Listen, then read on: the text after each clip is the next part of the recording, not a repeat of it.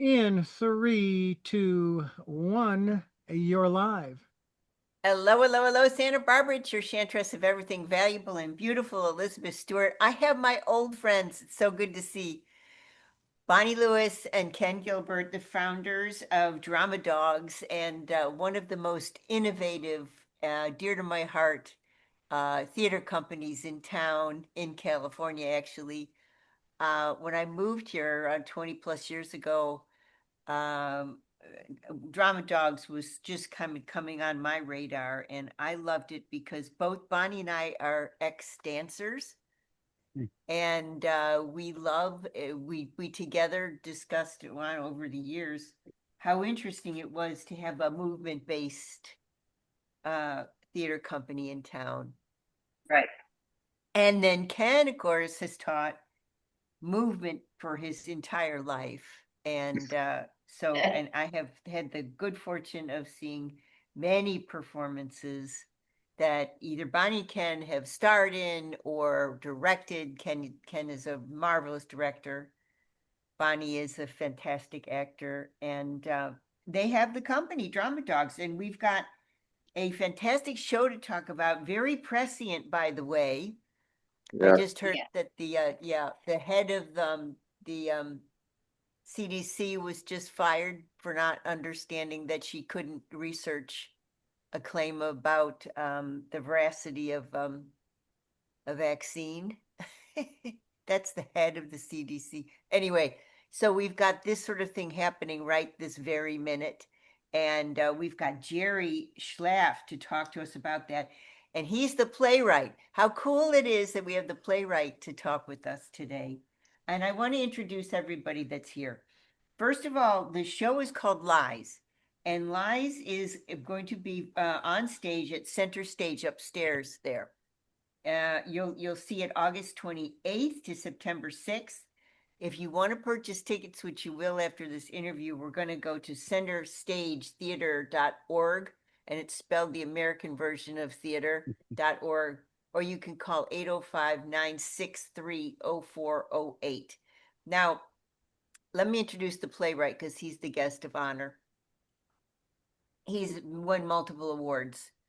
Lies was a semifinalist. Oh, and by the way, Lies, I think, did I read somewhere, Bonnie, that this is the West Coast premiere? Yes.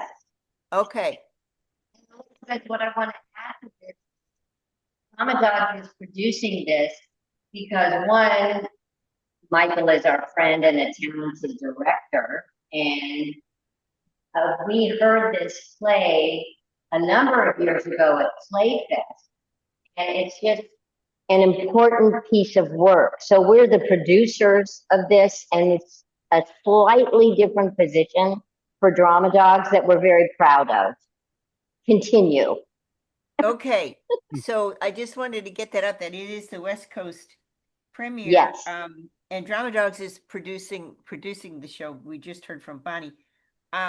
So Lies was semifinalist in the prestigious O'Neill Theater Center's National Playwrights Conference in 2019, and produced at the Lab Theater Project in Tampa, Florida, and then also at the Attic Salt Theater in Asheville, North Carolina. Received a reading off Broadway at AMT Theater, honorary play at Playfest Santa Barbara in 2022, won the grand prize in the 2019 Writer's Digest Writing Competition. Other plays, Who's Yehudi? Different generations on New York Lower East Side semifinalist for the O'Neill in 2023, working on a novel living outside of Washington, D.C. And so that is and of course, we're going to get into Jerry's background a little bit more when we talk to him. Michael, well, he goes by R. Michael Gross, director of the show, former member of the Professional Theater Directors Union, professor emeritus, and former chair of theater arts at Santa Barbara City College. Taught the graduate theater program at Kansas State University and the University of Akron. Artistic director for 6 seasons with PCPA Theater Fest, has produced 70 productions under Actors Equity Association contracts, directed more than 40 professional university productions, founding artistic director of Playfest Santa Barbara, an organization devoted to developing new plays and playwrights. He's on the board for the Clark Center for the Performing Arts. He has an MFA in drama from the University of California in Irvine, and has his BA in theater, magna cum laude at UCLA. He is, have you already brought to the stage I Hate Hamlet, or is that still forthcoming, Michael? That's the most recent production that I directed, so that was at Slow Rep, and it has concluded. Okay, okay. And then I don't know, Bonnie and Ken need no introduction in Santa Barbara, but we're gonna do it anyway. So so as you know, they're co-founders of Drama Dogs. This goes back a long way, and I have known Bonnie and Ken almost 20 years. They have brought to the stage people who have gone on to do great things. They seem to recognize talent, and talent seems to gravitate to them. And that is, in a word, what they're here to do. They're here to mentor and create. And they have been doing that for many, many years. And along with that mentorship, I don't know how many young people, performers, and mid-career performers have come out of Drama Dogs, totally changed and gone on to fantastic things. Some of the, well, we can get into the producing staff that is involved with the play a little later on, but I want to talk a little bit about what the play is about. And I don't know, Michael, since you're the director, I wonder, could you give a quick précis? I know it's an allegory. I know it's about truth. And coincidentally, the title is Lies. But can you give us a little bit of why can't you live without this play, Michael? And that's a great question because when I was artistic director of Playfest Santa Barbara, we had an international competition for submissions of plays. Jerry's was a finalist, and there were two other plays. As it just happens, the two other plays were written by friends of mine who've been off into the world, and so they just submitted it independently. And I had to, we worked together to decide which is the final play that would be the honoree for the 2022 Playfest Santa Barbara presentation. And Jerry's play stood out because it has an immediacy and a theatricality. And by immediacy, we use the theatrical conceit of the play takes place in the 1950s following World War II. And we have a character in a federal prison who is one of the Access Sallies. I like to call her Berlin Betty because I like the alliteration more than Access Sally, but would have been called an Access Sally. And then a young attorney, a young Jewish attorney, who is desperately trying to make his career happen. And so there is an opposition to she doesn't want to leave, so there's a mystery there. He needs a victory to get her out of prison, and so there's a wonderful conflict there. But in this discussion about lies and truth, there are a couple of standout phrases. Words are all we have. Oh God, you know what? It is so interesting. That was exactly the quote, with the killing of the two children in Minneapolis. They said words are not enough. Yeah, Basically, that's the banner now, right now. That's the poster. yeah. And so Yeah, this play is resonant in terms of what is happening in our world today. And I'll that I say. and that I think is what is attractive to an audience to come and see this play. It is a drama, most definitely, but fortunately, in Jerry's writing, he's provided us a wonderful smattering of delightful, lighthearted moments where humor allows us to catch our breath, if you will, while the drama continues to grow. And so it's a passion project for me because I've been actively engaged in the political dialogue of our country since I was a teenager and of age during the last part of the Vietnam War.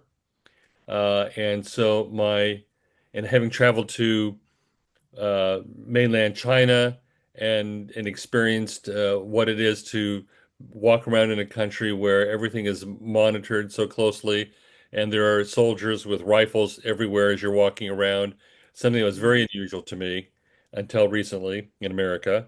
And this play just touches on some of these themes that have been important to me in my own journey as someone committed to democracy. Yeah. And you know, the argument about alternative facts just ticked me off because there's no such thing as alternative facts. I was a teacher for years. Now, new information can come in and you can change what is believed to be the fact, but it's based on something. It's not an opinion. And so this play talks about how language is used by those in power to morph the environment in which people live. So I just had to tell the story. And having worked with Bonnie and Ken before, they actually were in a play that I directed for Playfest some years ago called Reunion. Bonnie has been a reader of the narrator in a couple of other stage readings for me, and Bonnie was in a play that I directed for theater group, which was Other Desert Cities. So I've had a wonderful relationship with Ken and Bonnie in terms of both with Drama Dogs as an organization. I've encouraged their relationship with a couple of playwrights that I discovered and turned on to them. They have created productions out of those relationships. And so it was a natural for me to say, this is a story I want to tell. It's a powerful story, very visceral. I love the aesthetic that Drama Dogs has done over the years. And, you know, would they be willing to come in as executive producers on this project? And they said yes. Okay, so a big question for you then. So Michael, how do you I mean it's okay, this is a dichotomy really. So, you know, I'm thinking all the world's a stage and we are merely players upon it. And so the stage is supposed to be a forum for non reality or non-truth. It's fictional. The stage is a fiction. And yet you're mounting or you're directing a play by Jerry Slough that is all about lies and how to what is it how to embody the reality of the political situation that was happening in the 50s. So I don't know, what do they call that, Bonnie? It's the third wall. The fourth The wall. fourth wall, Fourth wall. The fourth Yeah. wall. we suspend disbelief. We make something real out of something that is not real. And that's what this play does. Okay. It makes something real. It's an incredible set. We got to witness the technical and last run through before they opened to an audience, and so it's very moving, very touching. It's very um, uncomfortable because of what is revealed in the truth of these characters. So we are in suspended disbelief, and we go into their reality in a unique way. I have a dumb question, Jerry. I was looking both at, at the bio that the press agent sent me, but also at your bio online and your career online. So where did you write this play actually? Where was it written? What location? In my home office, my basement in Rockville, Maryland, 12 miles north of the belly of the beast of Washington. Yeah, you know where I'm going with this then. Okay. Well, I worked for the federal government at the time, and Come a little closer to your mic. Come a little well, closer. I got my earphones on. Is it better? I can make Little you bit. Okay. Hey, Richard, turn Jerry up a little. Yeah. Okay. I worked for the federal government at the time, and I was in a agency that was off to the side, but I was 2 blocks from the White House. And like everyone else, I have a television, and I saw what was going on, and I didn't like it. I didn't like what I didn't like more than anything else. I mean, I've been through other administrations that I didn't like as a federal worker and as an American, but it was the constant lying, the constant what you see is not what it is. And I just felt I had to write about it, but I thought the most boring thing I could possibly do would be to put the administration on the stage. Because, you know, at this point, it's it's it's too soon for me. It's too soon to write directly about it because things change and things happen. And so I went back and I thought, who is the greatest liar to me of the past 50 to 80 years? And I remember all the, I mean, I, you know, wasn't born at the time, but I remember reading about Axis Sally, who was the German propagandist on, you know, the radio. And I thought, well, that's a nice little thing to do because first of all, it's 1950, so I don't have to worry about cell phones, uh, which is becoming quickly the bane of, you know, the writer's existence. And I can write an allegory about what was going on, and it grew from there. Okay, so that was sort of where I was going with this is, you know, if you had been ensconced in beautiful Santa Barbara, would the play have been a whole different play? I think I got Um, my answer. I don't I don't necessarily think so. Because a lot of the play takes place in a federal prison in New Jersey, and I was born in Brooklyn, so there's a lot of Brooklynese in it. There's a lot of Brooklyn flavor and taste because you could take the boy out of Brooklyn, but you can't take the Brooklyn out of the boy. And I think that you know, even if I was living here or in Moscow, Idaho, I would be writing about New York with a New York attitude.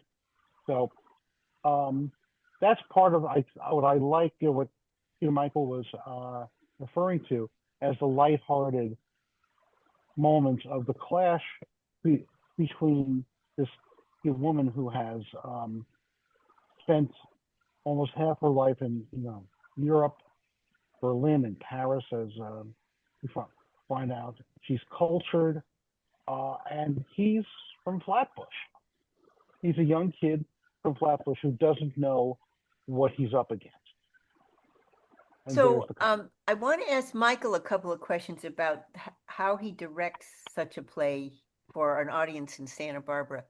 But I think, hey, Richard, let's go to quick break. And then maybe during the break, I'd like you, Richard, to help Jerry to just fine tune a little bit because his volume is still kind of low, and see if we can get Jerry's volume tuned in a little bit. When we get back from the break, we can hear a little better. Okay, don't turn that down. Back in a minute. Just another shout out. This is a West Coast premiere of a wonderful play that is actually so prescient. It's about lies and truth, lying in government, meditation on what truth is. It happens in an era that is eerily reminiscent of where we are now. And it talks about some of the things about the little lies that we live through every day and the big lies that we experience also daily these days. So a totally worthy play to see. It's going to be on at the Center Stage August 28th to September 6th.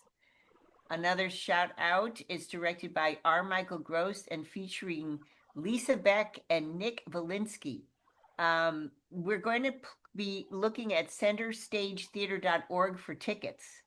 And I do have a phone number, shout out a phone number. It's 805-963-0408 for tickets as well. So we get back from the break. I'm going to ask Michael, as a director, is he directing to a certain audience? Is this okay? We'll ask that when we get back from the break. Let's quick break, Richard. Oh, in 3, 2, 1, you're live. Welcome back. It's Elizabeth Stewart, and I was really pleased a couple of weeks ago to actually our Michael Gross sent me an announcement that he was going to direct this wonderful play called Lies, written by Jerry Schloff, and that the Drum Dogs was going to be part of it. And I was like, this I got to cover because I love Drum Dogs, and Bonnie and Ken are I know good, wonderful mentors and friends. And my question to Michael, so we heard from Jerry, who is Brooklyn born and raised, and I asked him, he lives in Washington, D.C. And so the play was written 12 miles away from the White House about some of the issues regards lying in government in the 1950s. And so he's writing this play 12 miles from the White House, and he's bringing it to the top of a shopping center in a wonderful theater in Santa Barbara to perform, and he's directing it for this particular venue. Ken just told us that it was a marvelous set, very evocative. And so the question is, Michael, are you directing to a specific audience? I I think that art, especially whether it's playwrights or visual artists or performing artists, they're performing and creating for the audience of their day, and they're responding to the world around them. So to the extent of I am part of this world that is in such turmoil right now, and this play addresses with great verve, if you will, the issues related to what's going on around us, that I'm just looking to try to have clarity of storytelling. I like to say when I'm opening a play and I'm speaking with my cast, I say three things to them. The first of them is serve the play. The second is serve each other, and the third is serve the audience. And so when I'm looking to direct a play, whether it's a farce, a drama, a musical, whatever it may be, I am looking to find what is the through line for the story and to try and present that story in a way that I have interpreted through the work of the author. I'm an interpretive artist. I'm not the writer, but I'm an interpretive artist. But as I receive the story from Jerry's writing, how do I then work with my actors to bring that story with as much clarity and honesty and artistic integrity as I can within the resources that we have to the audience of today? So I keep in mind who is our audience. I do honor that they are the audience to which I intend to share this story, but I don't craft the play necessarily any differently because I also serve as the first audience member in the room. Mm.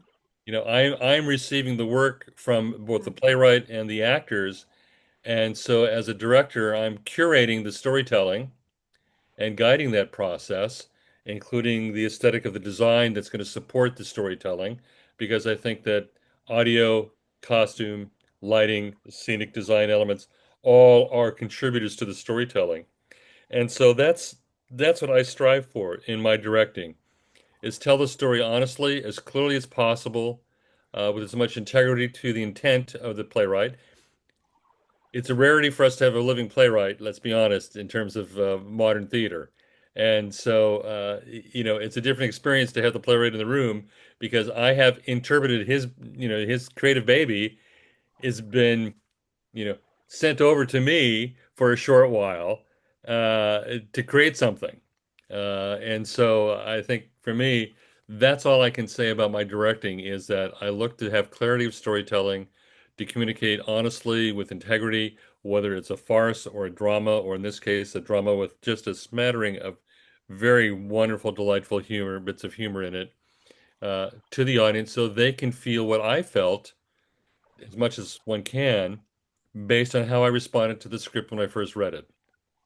I want them to have Well, that first contact in a way that I had, except more fully realized than just reading it off the page.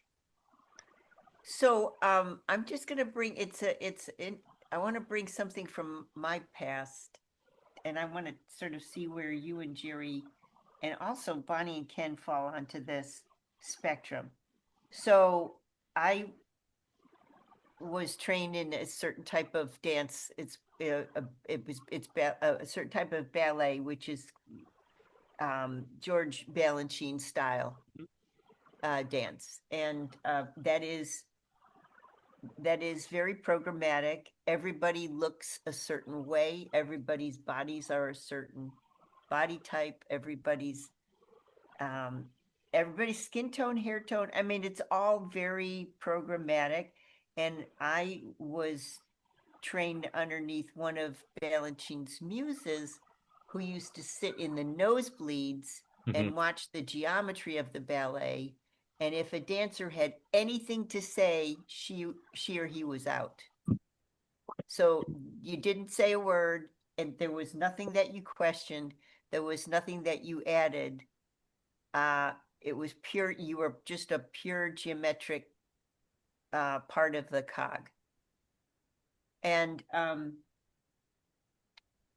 fast forward to more modern times in dance, where the dancers actually can bring a little of their own personality, and then fast forward to really modern dance, the dancer can actually create as they're performing. That wouldn't have happened in the companies where I danced. I want to know, you've got two really accomplished thespians that are performing with you. You've got Lisa Beck. She trained at Cornell. She's been in I don't know how many really high level performances. She plays Laura Lee in this particular play. Nick Valensky also is seasoned performer, also a scholar and a performer of classical music, comes from Oberlin Conservatory of Music. These are high level intellects and high level actors. Do you let them say anything? Oh, absolutely. It's a collaborative art form. Now, saying something is not about changing Jerry's words without a consultation with Jerry. I mean, for me, I honor the playwrights. My job is to help clarify what I believe the intent was, and so if the actors have a question, we enter into a dialogue about it. As I said, I view myself as a curator, which means others are bringing things to me that I then decide and pick from one aspect to another. So I cannot direct without actors as partners. I'm not interested in being a puppet master, which, as you mentioned, in terms of Balanchine era, uh, American theater back in the 30s and 40s, in some instances, and even as recently as when I was in training early on, there were directors who were puppet masters. Move here precisely at this moment. Lift your pinky here. Do not lift your pinky there. You must turn your head exactly on this word, not on that word. And that's robotic. And theater is a live and visceral experience for an audience. The audience is technically, in my mind, an additional character. And so if you're giving them a robotic performance, what they're going to receive is something that is without the human connection. I believe that theater should be visceral and intellectual, and it starts from the visceral. We receive art in an emotional manner first, and then we may intellectually discuss, analyze, respond, react. So, in working with actors, I'm looking for the visceral to come first, Mm. and then we work on that clarity of storytelling, as I mentioned, that comes into the picture, that brings it to the audience so that they receive it emotionally first. I don't know one chakra from another, but I do know that you respond from your heart, as well as from your head. And ideally, you lead from your heart in combination with your head. And that's how I love to approach theater and that's true even for musical theater. If we're trying to go for a moment of joy, then by golly, that better be what we are getting in a moment to moment. And in a drama, if we're trying to really affect the audience, we want them to think about something. Well, they have to feel something first. And as an aside, and since this play does, in essence, is talking about some of the methodologies of politics, the most effective political campaigns are those that engage their audience, the voters, on an emotional level.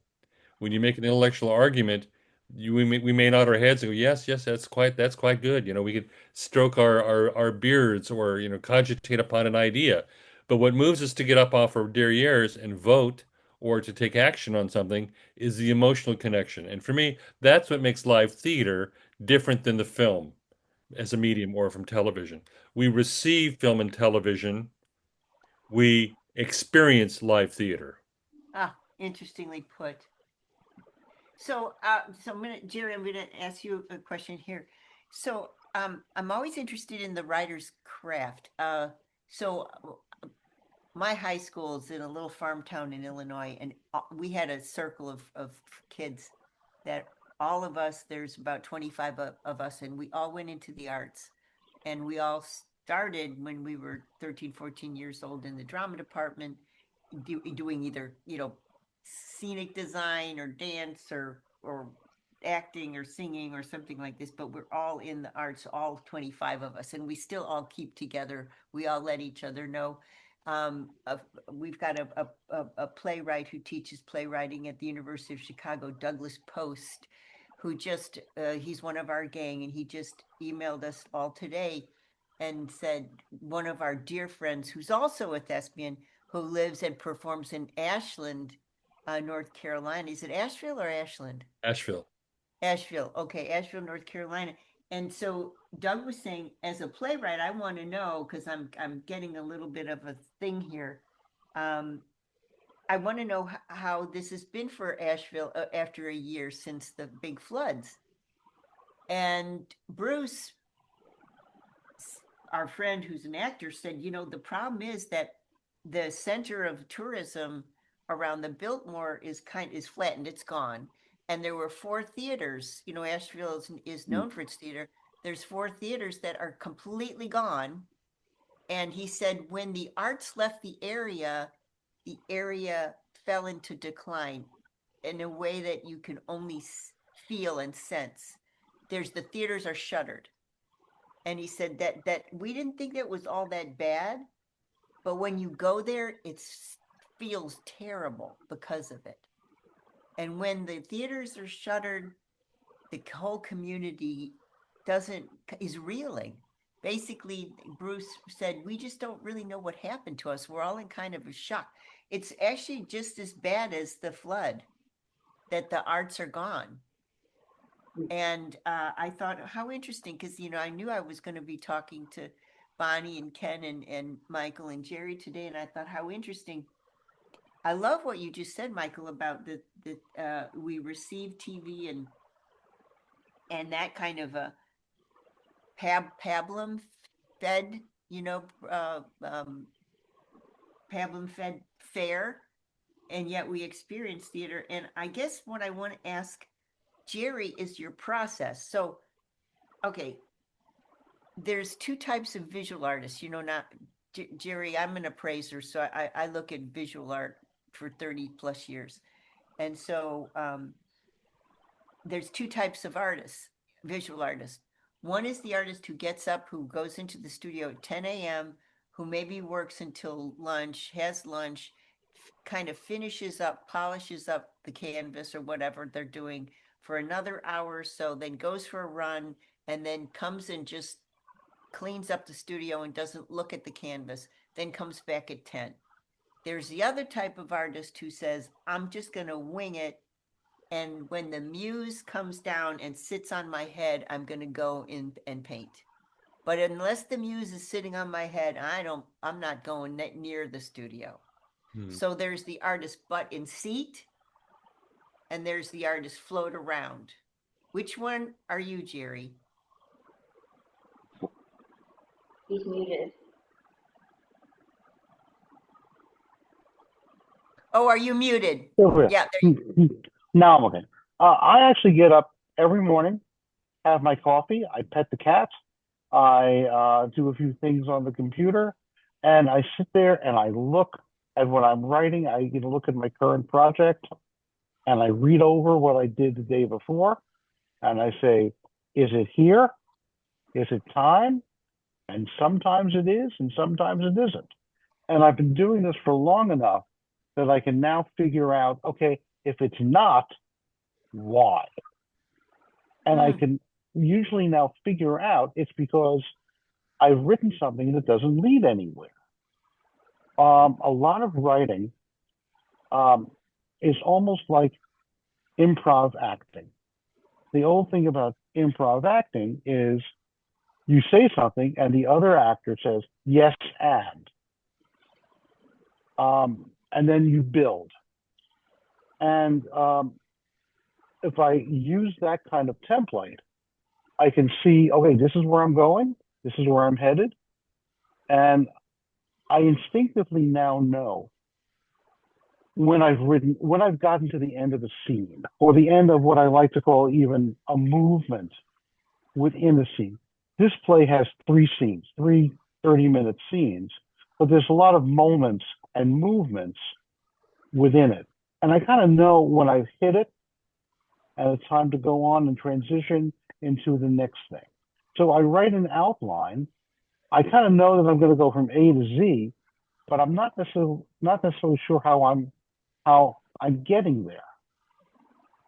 But the wondrous thing about writing is that the back of your head takes over. And it's pure wait, I have to luck. stop you. I have to stop you. The back of your Sure. head?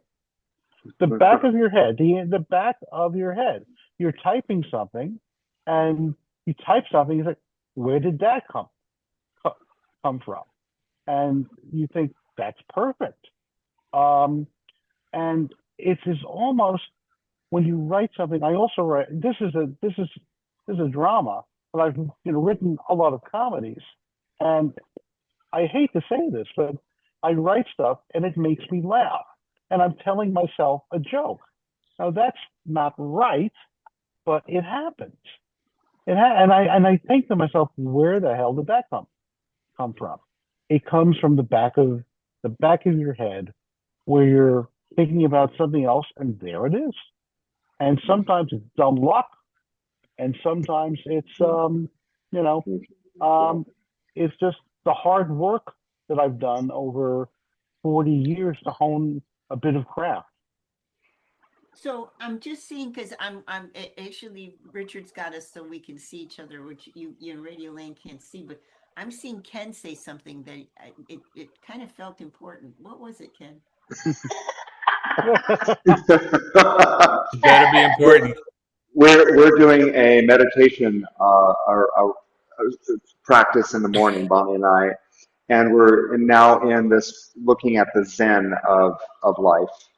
And the creator of this particular program talked about, can you feel the back wall, which is what Jerry was just referring to. It's non-conscious. It's just there, and you feel it or you don't. And those of us who can feel it tend to be a little bit more creative, which is ironic because the fourth wall is the wall that exists between the stage and the audience, and the back wall is behind that.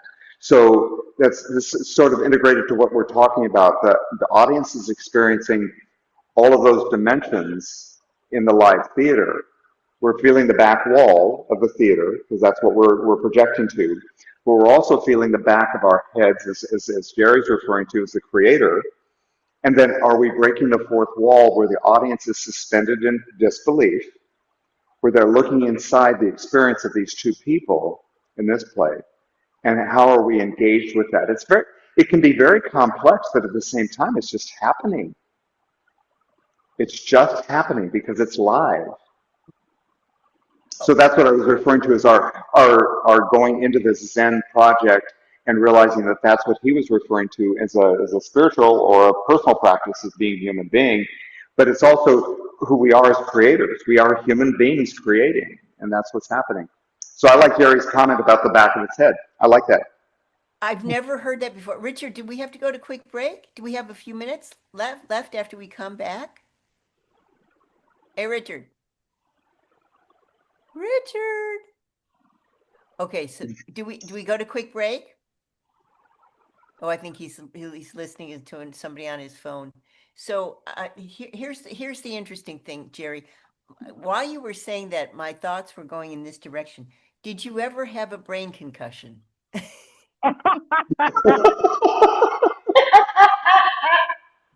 Well, let's see after tonight's opening. No, no, I have not. I've probably deserved a few, but no, it's just part of it is when you grow up in New York, and everyone thinks that they're a comedian. Everybody thinks they're funny, and everyone is so super smart. Not to diss California, but even when I moved to Washington, I felt like I had slowed down a bit. Everybody in New York is most people are whip smart.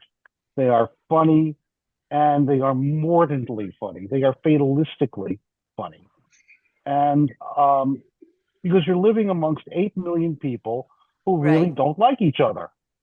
Um, so a lot of that is in the play. It's a very New York play in that sense, but it's also, it's about what's going on today, but it's about also, in a greater sense, um, what we as human beings do every day. We feed on lies, even on little lies, Oh, you yeah. know. And the question is why.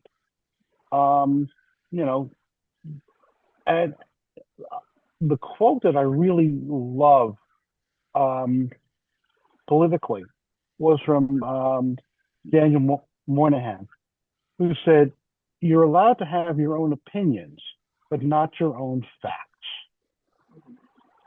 We have to have a bedrock of facts, as inconvenient as they may well be."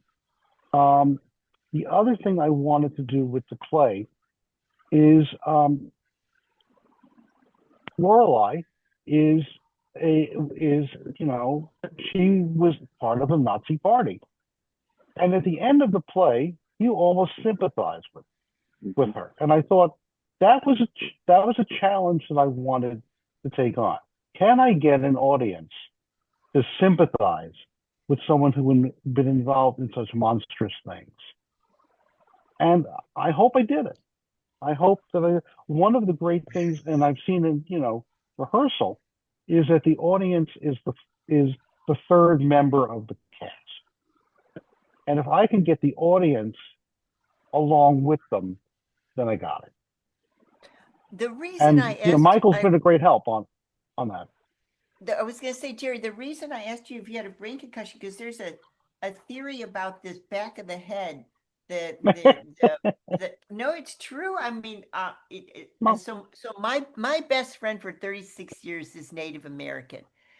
He's from the Ute people, and he is guided by his tribal shaman who had a brain injury, and he has a Mhm. back of the head thing that he can Yeah. completely, he sees other things and feels other things, and he can go into other states that more easily than we can with very little. I mean, we would have to have a lot of training to do that. Those of us who haven't had that. That's why I asked. I wasn't trying to belittle anything about what you were saying. I Oh was no, trying no, to no. say, well, yeah, I'm wondering if there's a sort of shamanistic quality in this back of the head feeling. I think all writers have it, because you have to put yourself, just like an actor, you've got to put yourself in someone else's skin, and you have to imagine what that's like. Except I'm doing it for everybody. Mhm. Well, So I want to finally, I want to just ask, because I haven't heard from Bonnie, and I'm watching her. I can see, oh, Bonnie's like, no, no, no, no, no.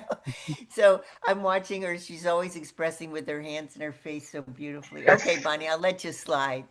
Yeah, Thank you, Elizabeth. yeah, Thank you, Elizabeth. yeah. So Michael, here's the thing is, I want to know what your feeling is about this. So I've been, involved in other types of performances, as I said, uh, when I retired from dance, I went into scene design, and henceforward, as an artist into the visual arts. So there's a moment before and tonight is opening night. We all know this, yep.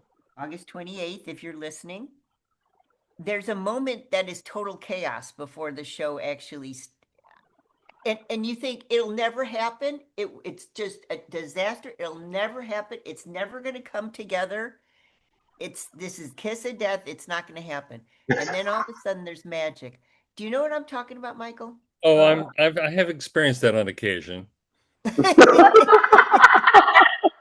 But I do want to, while we have just a few moments, Elizabeth, I want to acknowledge that as a director and working with my designers, We're collaborators and we're partners. And I came up with a concept that I ran by Jerry in terms of how I was envisioning the environment of the play. And Pat Frank is both a scenic and lighting designer. And once Jerry and I had this conversation, he said, "Go ahead and try it."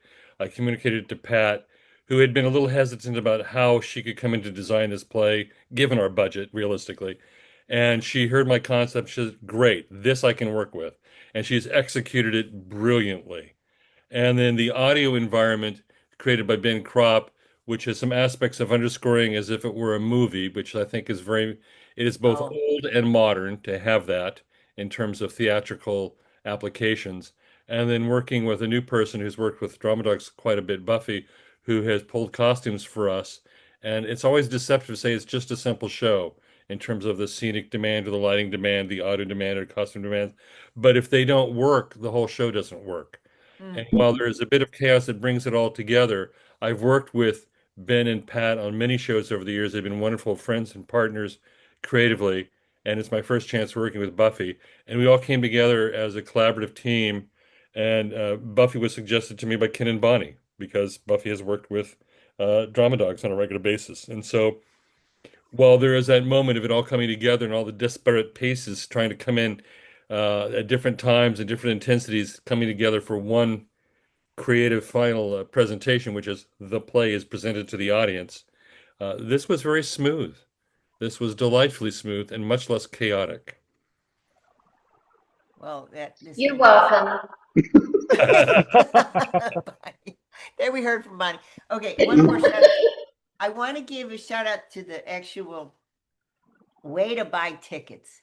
So you know where center stage is, everybody. So you know the old Nordstrom, that area there. You go all the way up the stairs. It's a wonderful theater. I've seen so many wonderful performances up there, and you feel very close to the performance. So it's worth the performance is worth the space, center stage. And you can get tickets if you go to centerstagetheater.org and centerstagetheater.org, or you can call 805-963-0408 and to get your tickets. And the show will be performing until September the 6th.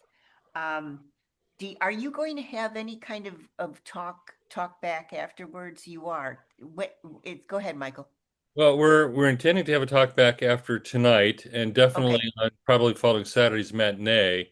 And Jerry's coming to see all the plays, so there may be an impromptu conversation each night that follows. But I hope to have a conversation tonight and then after Saturday matinee to engage the audience and get a response from the work.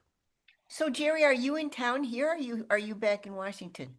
I sure am. I came in on Tuesday evening, and Okay. I'm here through. I leave on Sunday, so I'm here for the first weekend.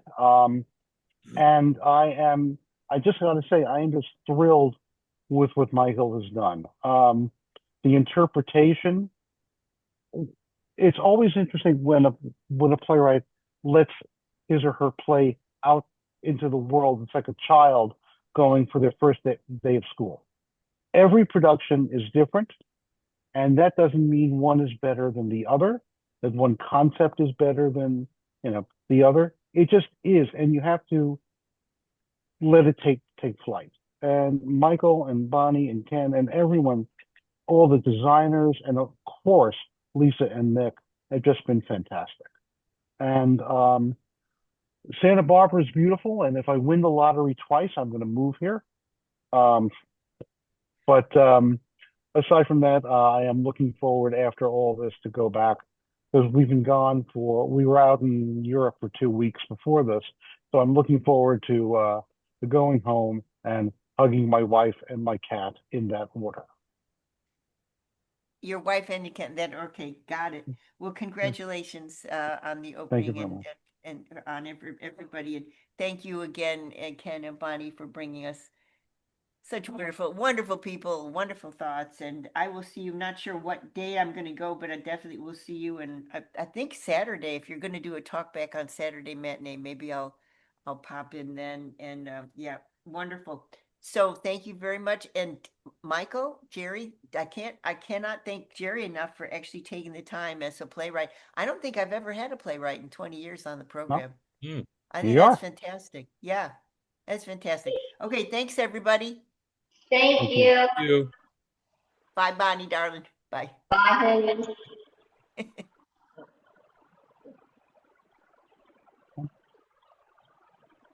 You want to talk to them? Oh, do you want to chat? You guys want to chat at all? You good? Sure. I think I'm fine. Okay. I think I'm fine. No. Yep. It's going to be interesting. I think that the aftermath of the production is going to be haunting to people. I hope so. I do too. What did Maddie say last night? The rabbi. She really struggled with a lot of it because of the current quality of what's going on in Israel, being Jewish on all of Yep. that stuff that happens. You know, Michael, you and I are kind of out of that, but I get it. I live with the residents all the time. And so it's frightening. It's just frightening.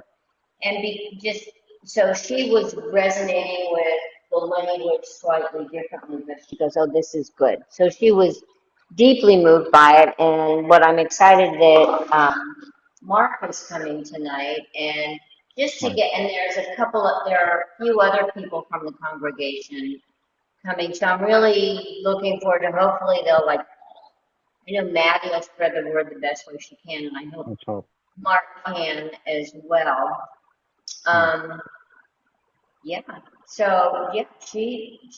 You know, It's kind of hard to say loved it because it's such a gut wrenching piece. So it was good. That's what she said. It was good. So she recognizes the work, the quality, the power of the literature. That is, there's so many factors come into play. what I hope is that I think her, reaction will be the one of, the audience as well, which is you don't, after the curtain drops or, the lights go out, you don't say, okay, great, let's go have, a drink. You think about it for a while, and then maybe 3-4 days later, you come back to it and say, hey, that was something. Well, you're still thinking about it, but the Yeah. play continues after the lights go Except, out. Jerry, It it's is, so intense. You still want to say, I think I need a drink. oh, It's slightly different in some well, ways. I think I need medicinally, yes. yes, but I know what you're saying. Well, I realize that I've seen the play in 3 iterations: the read-through Yeah. at Playfest, and then the Zoom read-through that we did, Yeah. and then to walk in and see it on stage last night, and to see the evolution and the advancement of not only just the integrity of the writing, but just how it becomes so lived, which is what Exactly. I've always loved about theater. That's why I've been in theater for 50 years. Once you start rehearsing for, a while, and the characters, the actors take on the characters, it comes to life that Oh, it does. that you approach in, a reading, but you can't fully get. But that's them. These That's are it. the characters, Yeah. and Well, it's their interpretation, and I think it's fantastic. sometimes the characters inhabit the actors, and the actors sometimes inhabit the characters. So, Richard, we were just yakking with I know. each other. Yeah, I had an accident I had to take care of. All Are right, you Oh, okay? my. I'll get this produced up for you folks. I'll get it to Elizabeth. This will air tomorrow at 10 o'clock. Okay. Are you okay? Hope you're okay. Yeah, doing okay. Doing just fine. Hey. Just little heat stress. That's all. Oh, Uh-huh. my. Oh, okay. okay. All right. Well, you guys have Yeah. a great day, Oh, and we'll one look forward thing. to talking with you again soon. Yeah.